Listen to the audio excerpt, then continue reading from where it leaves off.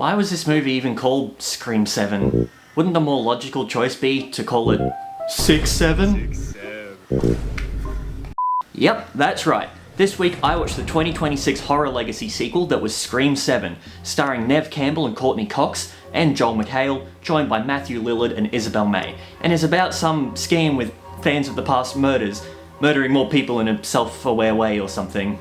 Now, I know the whole series is about being meta and fourth wall breaky, about horror movie tropes and cliches, but it really gets to a point after 30 plus years.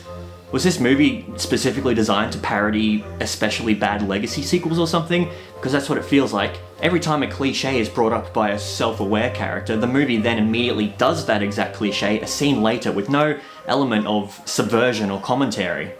Even as someone with only a passing interest in the franchise, I felt this to be overly reliant on references to every single past film, especially the first, making this an incredibly unfriendly experience for any casual watchers, who admittedly shouldn't be watching a movie with the number 7 in its title, but regardless punishes more casual viewers for not being total nerds, and at many points felt like a Marvel movie, with the amount of clever self-referential jokes about past films and obvious audience cheer moments, especially when Courtney Cox is involved for some reason. Almost every single one of her lines or action beats is punctuated by an incredibly evident pause for fans to cheer and clap about.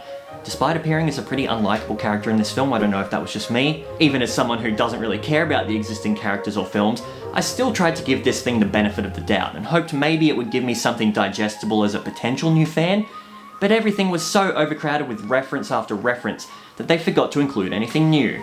Every scare or action sequence was something I'd seen before, even outside of the Scream movies, and none of the Scream face, ghost face reveals surprised me because these modern movies all treat their audiences like idiots and they broadcast everything in advance so that Netflix second screen viewers getting their fix of Instagram reels can still barely follow along.